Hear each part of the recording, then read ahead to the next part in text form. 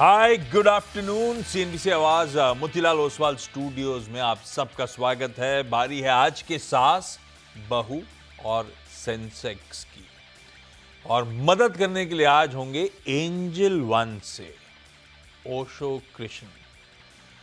Osho hi good afternoon, thank you so much जुड़ने के लिए। बस आता हूं, कुछ देर में आपसे बातचीत की शुरुआत करूंगा। पहले निफ्टी मैप करेंगे अपन।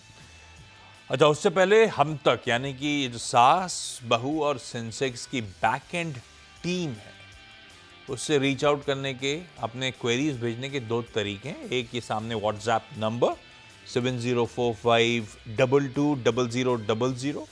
ये प्लेट फ्लिप होगी तो हमारा ईमेल आईडी सास, बहू और सेंसेक्स @nw18.com। ये जो पसंद हो, जैसा वायबल हो, उसके थ्रू आप रीच आउट करिए। अगर वो सोशल मीडिया के आईडीज़ हैं तो उस पर भी आप रीच आउट कर सकते हैं। वो टीज़ नहीं करता आजकल में, ये दोनों विकल्प बेहतर है। खैर, आज वेडनेसडे का दिन फिर एकदम फ्लैट कामकाज, एकदम फ्लैट। कल जाते जाते 1/4% उछाल आया था। एक्सपायरी का दिन था कल सेंसेक्स के वीकली कॉन्ट्रैक्ट्स का। उसमें भी शायद लार्जली वो डीआईएस ने पैसा झोंका जाते जाते, तो थोड़ा बहुत दमखम। और एक रीज़न हो सकता था, वो बातचीत चल रही थी कि शायद शाम तक India US trade deal announce हो जाएगी, शायद उसके चलते जाते जाते तेज़ी आई। एक ऑप्टिमिज्म था। पर आज ठीक है, समीकरण ठीक ही है। वैसे अच्छी बात यह कि एक समय हम लोग 50 पॉइंट मेरे ख्याल से दबाव में चले गए थे। वो 50 पॉइंट नीचे वाला निफ्टी अब 15-16 पॉइंट ऊपर, ऑलमोस्ट नियर डेज हाइज कह लीजिए अपन कामकाज करते हुए, पर हैं लार्जली फ्लैट ही। इंटरेस्टिंग है, अगर सेक्टोरली देखेंगे तो मेटल्स पेन में है। वो शायद शुरुआत में तो टाटा स्टील रीजन था, पर अभी इस समय वेदांता बन गया है। तो मेटल इंडेक्स नहीं दिखा रहे आप? डायरेक्टर साहब का साबुन स्लो है थोड़ा। Metal index 2%। वेदांता दिखाइए, वेदांता के साथ हिंदुस्तान जिंक, क्योंकि उसी का आम है। आज देखिए एकदम से एक अपडेट आया कि यूएस की एक फर्म ने रिपोर्ट निकाली, वेदांता के पेरेंट रिलेटेड किस तरह का स्ट्रेस, किस तरह का स्ट्रेन, और उसके बाद ही स्टॉक एकदम से दबाव में आया। जैसे इन्होंने पहले से डिस्क्लोज कर रखा है कि हम पोजीशन बनाते हैं। उसके बाद वर्टिकल फॉल आया, ऊपर मेरे ख्याल से कवर हुआ मामला, और अभी ठीक है, दबाव में तो अभी भी चल रहे हैं। तो मेटल्स पेन में, मेटल्स के साथ आईटी दबाव में। अब आईटी ध्यान रखिएगा, कल से नतीजों का सिलसिले की शुरुआत हो जाएगी। कल मेरे ख्याल से टीसीएस और साथ साथ टाटा एलेक्सी दोनों के नंबर्स आ रहे होंगे। टीसीएस इंपॉर्टेंट, टोन सेट कर देंगे सीजन की। तो आईटी उससे पहले दबाव में। ऑन द फ्लिप साइड अगर आप नोटिस करेंगे तो एफएमसीजी कंजम्पशन रिलेटेड थीम, जिसने पिछले फ्राइडे से तूल पकड़ा है, वो अभी भी स्क्रीन पे इंटैक्ट है। दिन के हाईज पे एफएमसीजी इंडेक्स ट्रेड करता हुआ। अच्छा, एक काम और, इंडेक्स कुछ नहीं कर रहा है, और देखिए किस तरह से फिर से वो स्टॉक स्पेसिफिक हैवी वेट्स कैसे मूव कर रहे हैं। रिलायंस और एचडीएफसी अगर अच्छा कर रहा था तो दमखम आ जाना चाहिए था। तो आज मामला आईसीआईसी बैंक का पस पड़ गया एलएनटी के साथ, तो इंडेक्स तो ले दे के एकदम ठंडा। पर ओशो से जब भी चर्चा हो रही है, ओशो हाँ ये साइडवेज हैं, कंसोलिडेट कर रहे हैं, लेकिन एक बेंट ऑफ माइंड ये कि इवेंचुअली शायद हम चलने की तैयारी कर रहे हैं। और ओशो कल हम चले भी थे जाते जाते, जो भी हो। हाँ, अभी भी रेंज के बाहर नहीं गए, अभी भी कंसोलिडेशन बैंड में ही ट्रेड कर रहे हैं। लेकिन आप लोग का व्यू क्या बन रहा है एंजल वन का? Very good afternoon Ashish ji. Yes, जब से हमारी रीसेंट इंटरेक्शन हो रही है, व्यू सेम है, साइडवेज टू पॉजिटिव है। बट कल जो की डेवलपमेंट हुआ था, बिल्कुल मार्केट एंडिंग पे, बिल्कुल last half an hour 1 hour में हमने देखा था एक अच्छा बाइंग ट्रैक्शन हुआ था, एंड जिसका आवरली सेगमेंट में अगर हम देखें निफ्टी पे, तो एक फ्लैग पैटर्न का ब्रेकआउट बनते हुए दिखाई दे रहा है।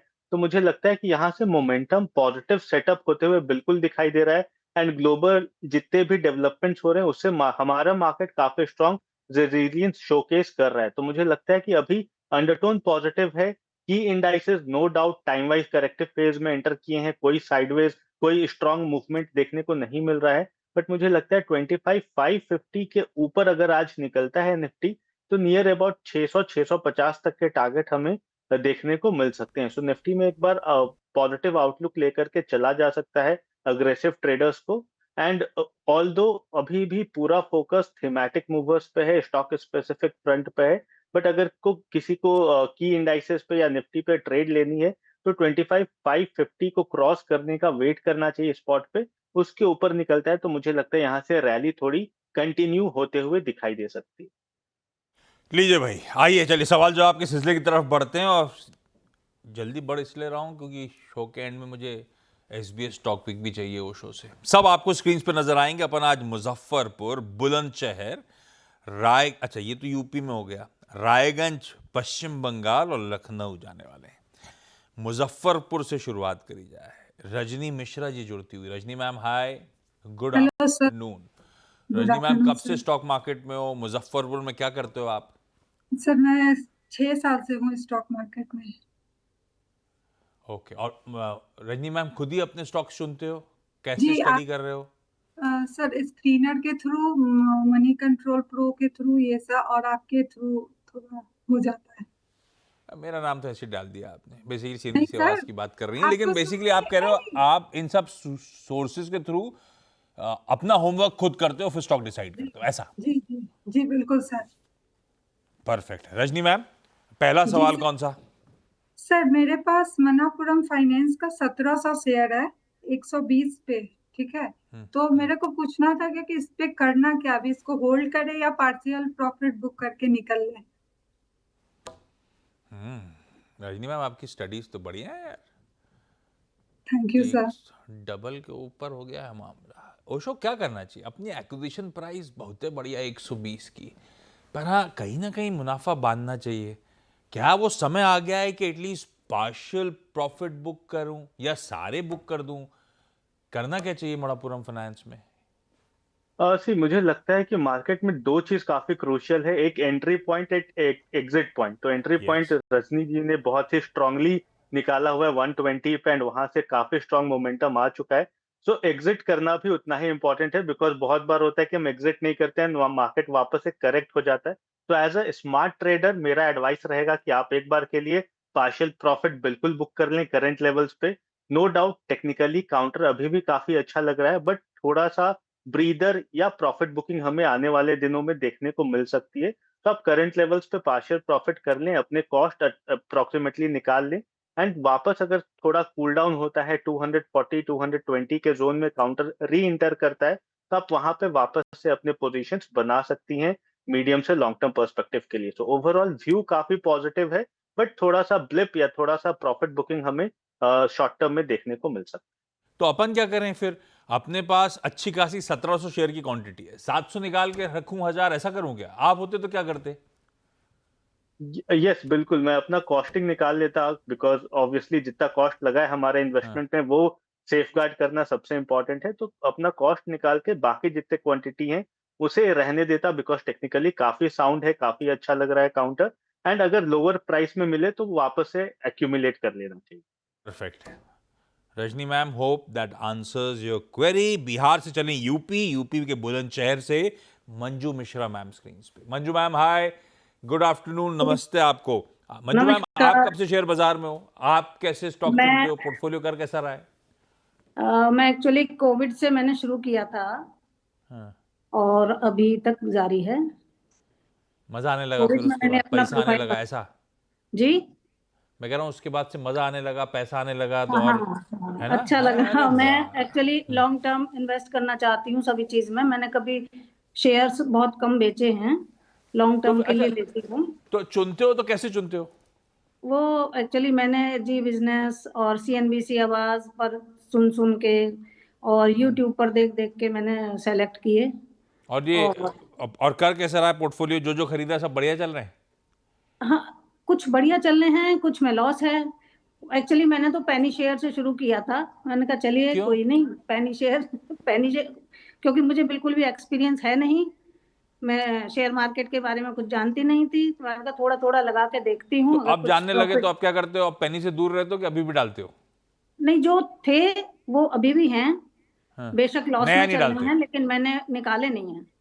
अब क्या करते हो? अब बड़ी बड़ी कंपनियों में रखते हो बस पैसा? हाँ, दो चार बड़ी कंपनियों में। ओके, अब अच्छा मैं मंजू मैम, पहला सवाल कौन सा? जी, मेरे पास एनबीसीसी के शेयर्स हैं 1250, मेरी बाइंग है 119 रुपए की। और जी क्या सोच के लिया था? लंबी अवधि के ये लिए लेके रखूंगी, हाँ जी, बढ़िया है। लॉन्ग टर्म के लिए लिया था मैंने, और मैं पता करना चाहती हूँ कि मैं इसमें बनी रहूं या निकल जाऊं, इसका क्या फ्यूचर है एनबीसीसी का। ओशो, कैसा फ्यूचर नजर आता है चार्ट्स देख के? बने रहना चाहिए किसी को कि नहीं? मेरे खरीद भाव पे खड़ा है। सी ओवरऑल 125 से 130 का जोन है इस काउंटर के लिए, जो कि काफी स्ट्रॉन्ग रेजिस्टेंस है। तो इसे ब्रेकआउट करता है तो यहाँ से हमें वापस अच्छा बाइंग मूवमेंट देखने को मिल सकता है। अभी करेंटली कंसोलिडेशन वेज में है। यहाँ पे हमें थोड़ा सा टाइम वाइज फेज में इस काउंटर को थोड़ा होल्ड रखना पड़ेगा, बिकॉज मुझे लगता है जो रैली आई है रिसेंटली 80 रुपीज से 125-30 के आसपास, तो थोड़ा सा ब्रीदर ले सकता है काउंटर। दैट मीन्स थोड़ा सा कूल ऑफ पीरियड में एंटर हो सकता है। बट ओवरऑल टेक्निकल स्ट्रक्चर काफी अच्छा है, फंडामेंटली भी कंपनी काफी अच्छी है। थोड़ा सा पेशेंस चेक करेगा, बट 125 को क्रॉस थ्रू करते ही आपको यहाँ से और अच्छी तेजी बनते हुए दिखाई देगी। तो मीडियम से लॉन्ग टर्म पर्सपेक्टिव के लिए आप बिल्कुल इस काउंटर में निवेशित रहें। हाँ, और मंजू मैम ने कहा ही था अपन लंबी अवधि के लिए घुसते हैं। मंजू मैम सही चीज़ है भाई, लंबी अवधि के लिए कोई टेंशन नहीं है, आप रख सकते हो, रखो आप। रायगंज पश्चिम बंगाल, सुधा पोद्दार जी के पास जाया जाए। Sudha ma'am, good afternoon Sudha ma'am. Good afternoon sir. Sudha ma'am, क्या सवाल पहला जो ज्यादा इंपॉर्टेंट, पहले उससे शुरू करें।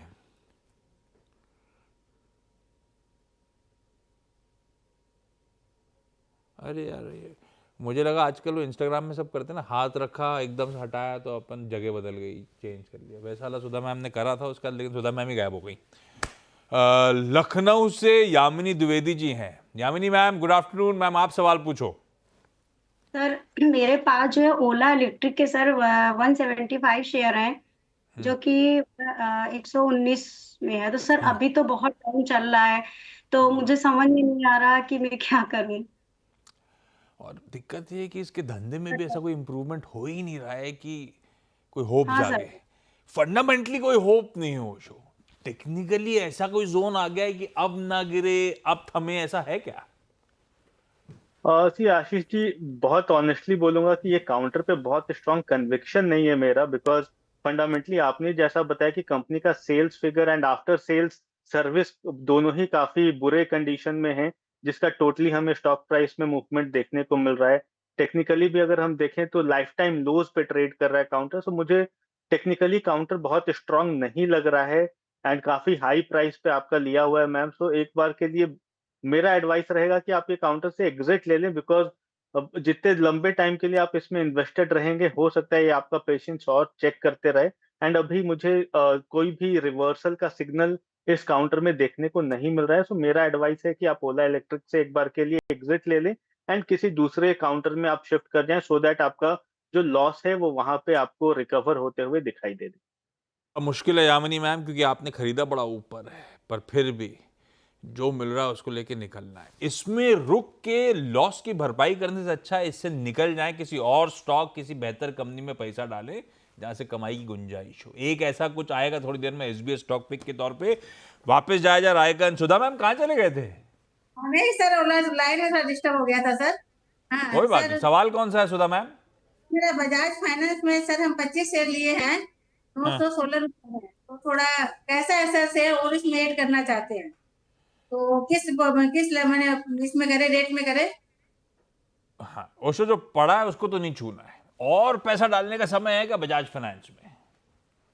सी again, Bajaj finance no doubt बहुत स्ट्रांग टेक्निकल्स है, फंडामेंटल्स भी काफी अच्छे हैं, बट अभी थोड़ा कंसोलिडेशन फेज में चल रहा है। मुझे लगता है कि इसका decent price approach, entry price approach हमें 900 के आसपास रखनी चाहिए। 900 आता है काउंटर तो वहां पे एक्यूमुलेट करें। हायर लेवल्स पे मुझे लगता है 955 से 960 का इसका काफी स्ट्रांग रेजिस्टेंस है।